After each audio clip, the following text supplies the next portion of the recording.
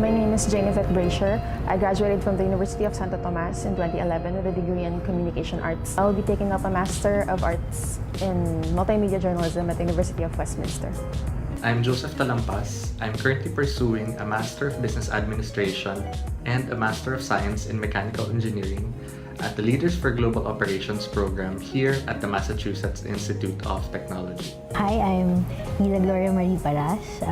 Graduated from the University of the Philippines with a degree in Business Economics, and then I took up law at the Ateneo Law School. I am entering the London School of Economics and Political Science with a Master in Science and Regulation.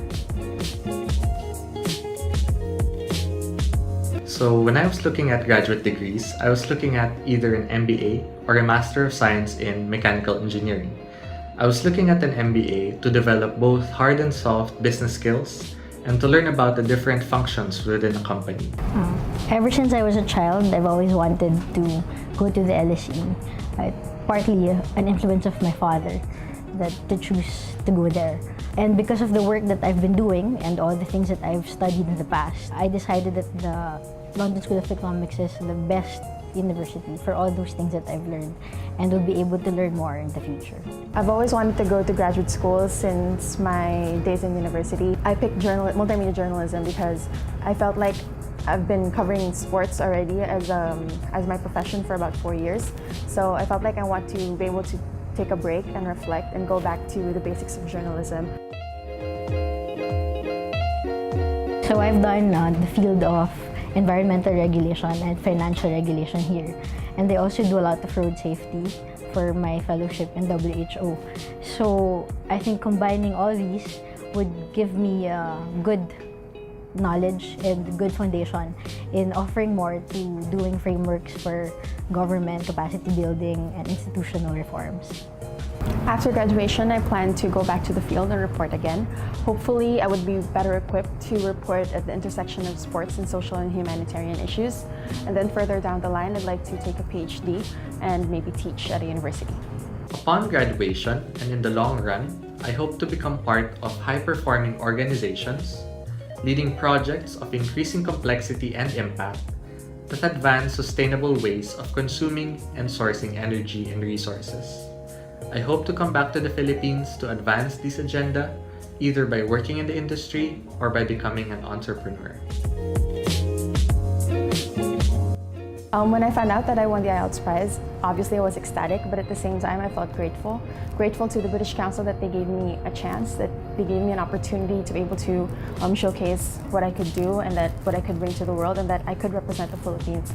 I feel very honored to be chosen as one of the 3 recipients of the Philippines Local Prize. At the same time, I feel very grateful that the British Council listened to my story, my goals, my aspirations, and my dreams, both in my career and in life. And I am very grateful that they decided to support me in this academic endeavor.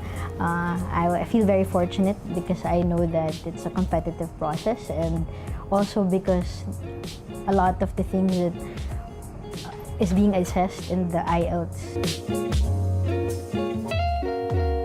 Studying abroad is a significant investment, and any financial support will go a long way towards not only supporting tuition or living expenses, but also taking advantage of all the extracurricular and learning opportunities. The amount given is no joke. It will definitely be a big help for me and my mom as we pursue my graduate degree and then I try to work after that. Also the IELTS prize in itself, I think, gives me a lot of confidence going to an international setting, to another country, because the prize in itself is a prestigious one, and I think it gives you kind of honor and confidence going in. So yeah. British Council was very professional and well organized in conducting the exam. It was a smooth journey or experience from registration to test day to releasing of the results. All the processes were very streamlined, and everyone at the British Council was accommodating to all my questions. But I think it is a well-oiled mechanism. It's very efficient. It's also very fair and reasonable because it separates the speaking also from the other 3 exams and the different test days. My major advice or tip to future IELTS takers would be to read. There's no substitute to learning proper grammar through reading. At the same time, I'd also tell them to practice writing by hand. One, to understand the question. Sometimes it's very difficult to decide whether that's the answer because it can be confusing. Also practice taking timed written and speaking tests just so they'd be able to practice and kind of gauge where they're at and what they can and how they'd be able to accomplish the test or finish the test in time. Second, I think just relax and be confident with your knowledge, and for the writing, don't use very deep words, or just make it comprehensible for your reader, and even in the future, even not in the IELTS test. Taking the IELTS, like many things, requires practice, and so I would have 3 tips. First step would be to have good review materials, including materials for the listening exam. My second tip would be to simulate the conditions closely to the test day itself. And so that includes writing in pencil, timing yourself as you take the practice exams, and even simulating the items that you have on your desk, such as pencils and erasers, and the snacks that you have.